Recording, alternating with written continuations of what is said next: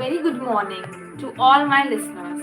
Today we are going to continue on our journey of understanding Bhagavad Gita from Acharya Prashant's book, Volume 2.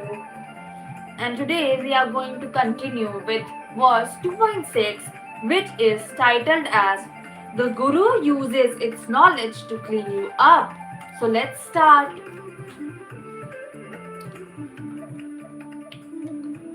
It's difficult for me to decide what would be better, that we should conquer them or they should conquer us. I cannot really say which one is better.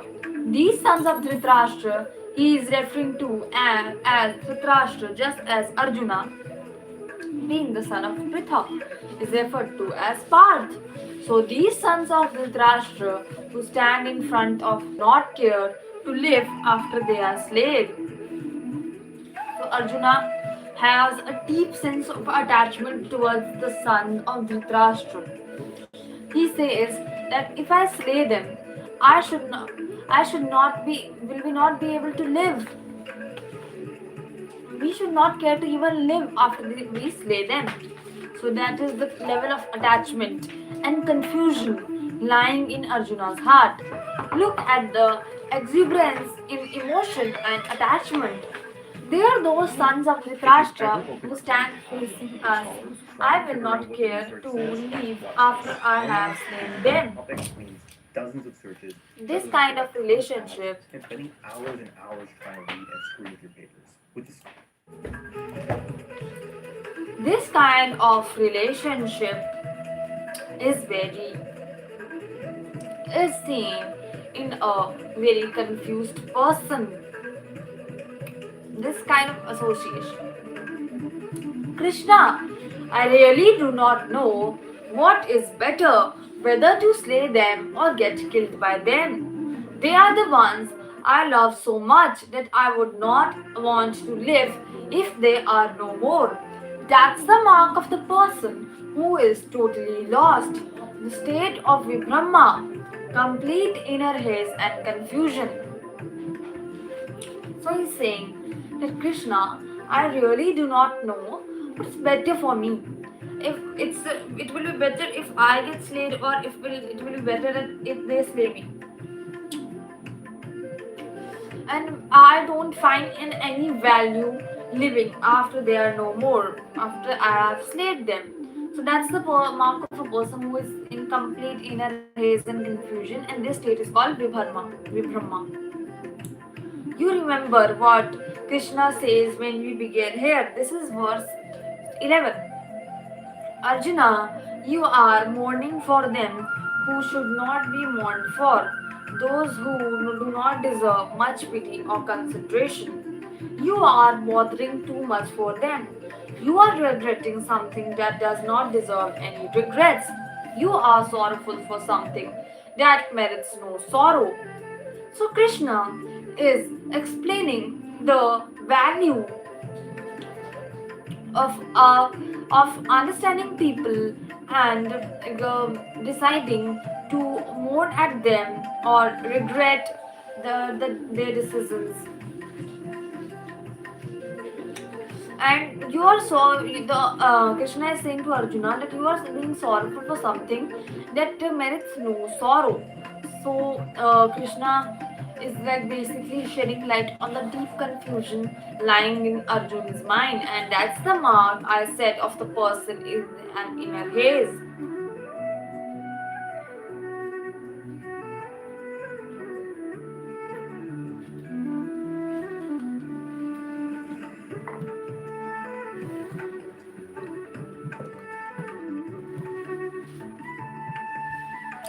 He does not know where to place value. In contrast, the person who is operating from the right center may display much the same emotions and signs as the person operating from confusion. But there will be a critical difference. Please understand this. The fellow operating from clarity too might be found mourning and regretting, but he will be regretting something of a very different value.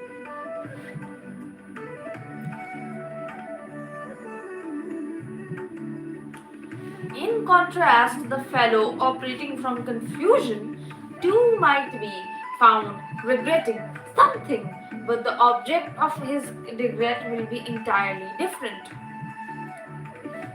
So here, Acharya Prashant is saying that the fellow coming from confusion, operating from confusion in his mind, and the fellow coming operating from the sense of clarity in his mind, both will mourn and regret at some point in their lives, but the reasons for their regretting and mourning will be poles apart. So the difference between clarity and confusion is not that one regrets and the other does not. The difference is that they regret for some different values. The reasons and the objects associated with their regrets are very different. So here he is saying that the person also regrets and mourns, but the object for both the things are very different. Like a saint also dances, and the sinner dances too, but the reasons for their dancing are entirely different. The sinner too laughs, and the saint also laughs, but the reasons for the laughter is completely different. The saint too runs after something, like a common householder, but the reason for the objective, the thing they want to achieve, whatever they want to achieve, is completely different. The saint also has ups and downs in his life, and he so does weep. But the sinner also weeps, but the reasons are very different. So the difference lies in the act, lies not in the act, but in the actor. The difference lies is not in the running, but in the runner. And that's the reason Krishna admonishes him by saying, "You are grieving for something that does not deserve your grief." Mind the word deserve, and the word deserve relates to value.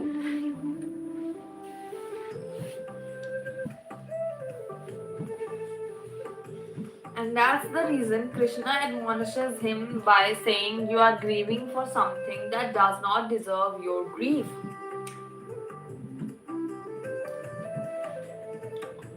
Mind the word deserve, and the word deserve relates to value.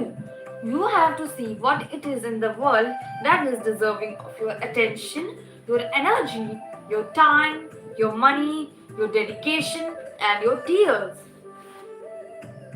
So, Krishna here is giving a very important life lesson to Arjun, that you need to place value on everything, that what is deserving your grief. You have to really keep an eye, your attention, your energy, your time, your money, your dedication, and your tears should not be futile. They have to be placed in a right value on the right thing.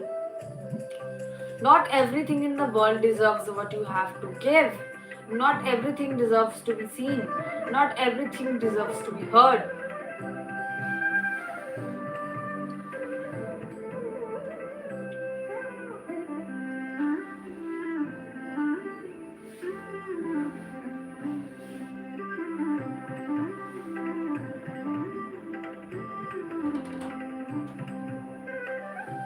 So everything in the world does not deserve to be seen, and everything in the world does not deserve for the heard to be heard. Not everything deserves to be coveted, nor anything deserves to be scorned. The mark of the one operating from the right center is that he knows exactly what is to be taken and what is to be dropped, what is to be admitted and what is to be denied. Admission and denials are things that must be happen with everyone, irrespective of whether you are operating from clarity or confusion. It's just that when you are operating from clarity, you will know exactly because you are clear. You will know exactly what to admit into your insides.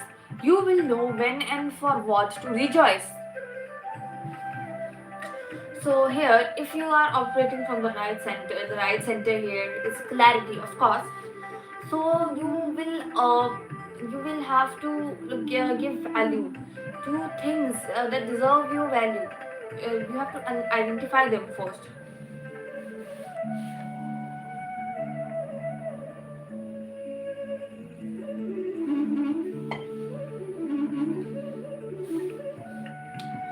You need to identify what are the things you are deserving of admission in your mind, and what are the things that deserve completely denial from your energy and your mind.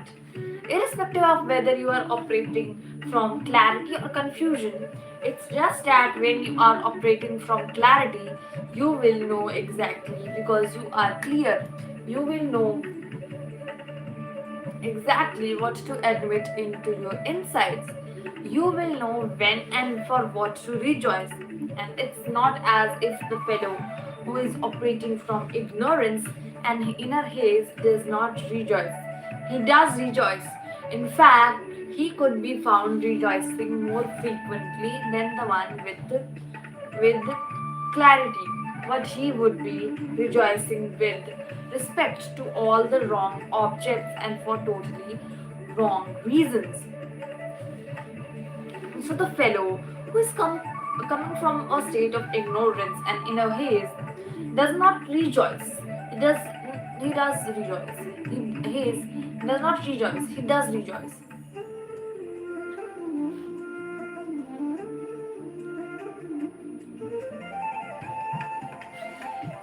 So it's not as if the fellow who is operating from ignorance and inner haze does not rejoice.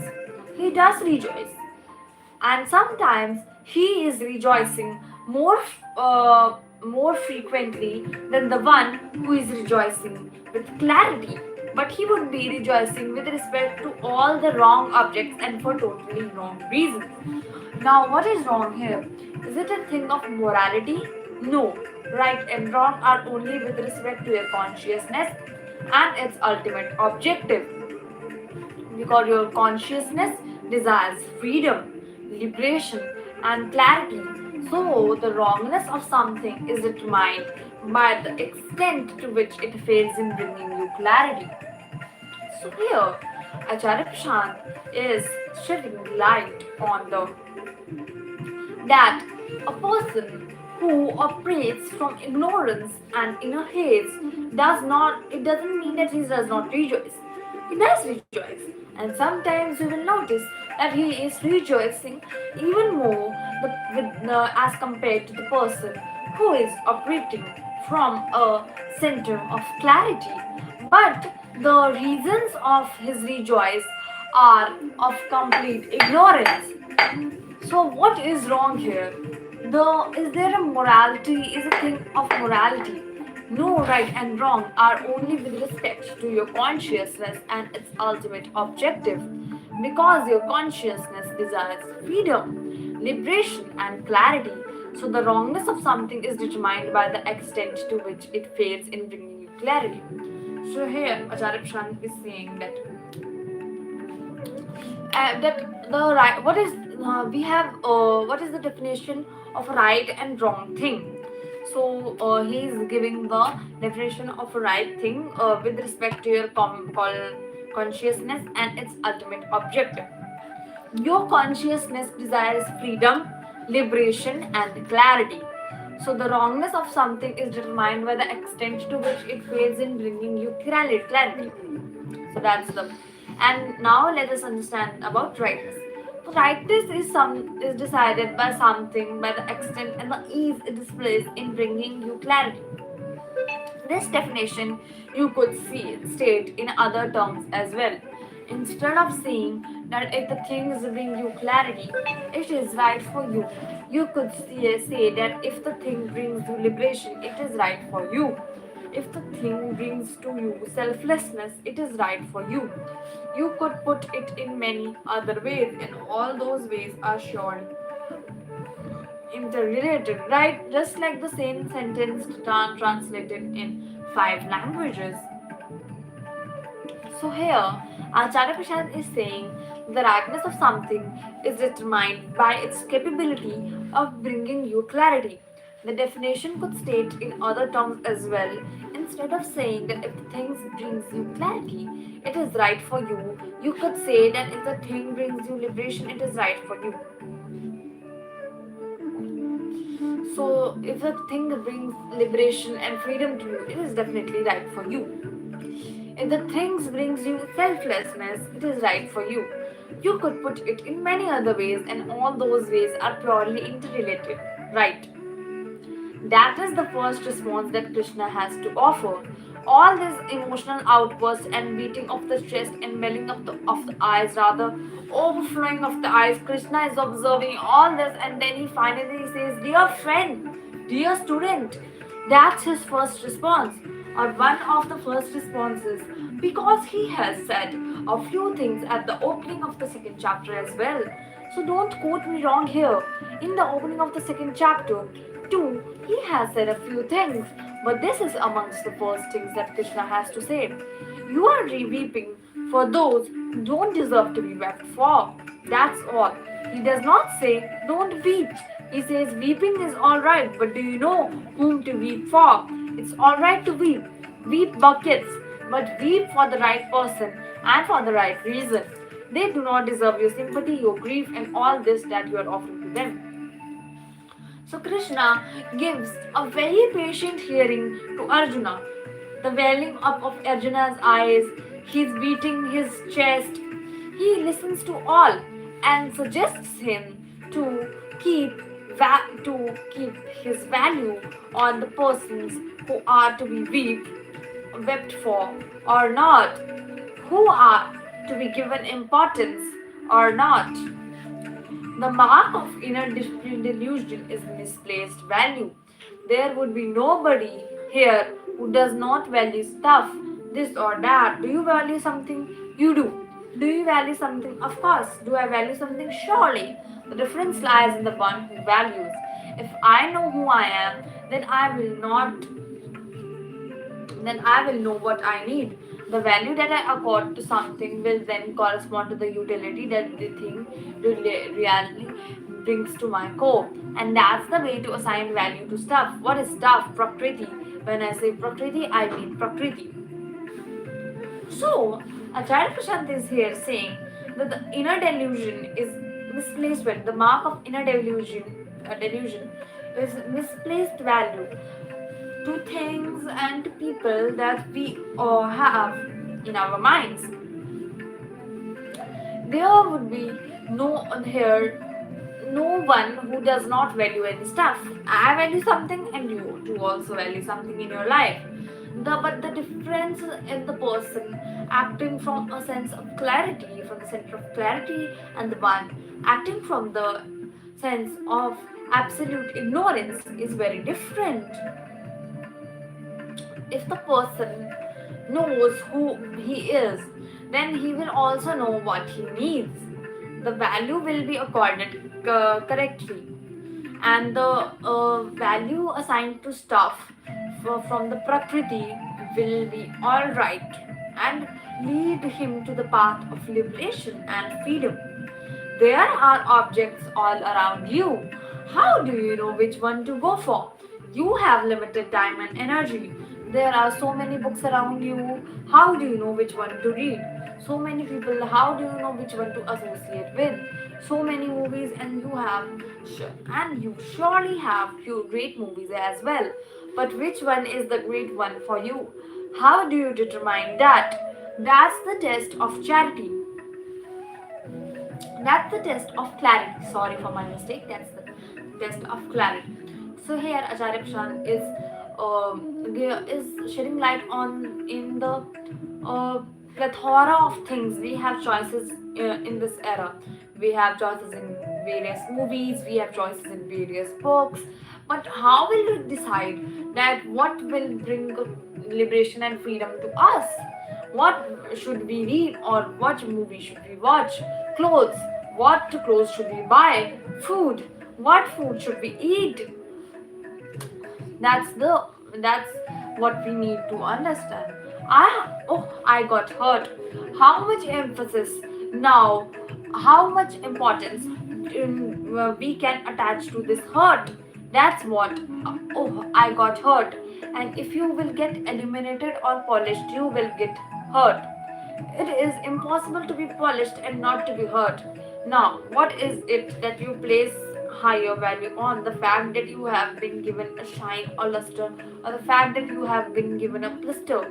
Yes, and when you will get that luster, blisters too are likely to accompany, are they not?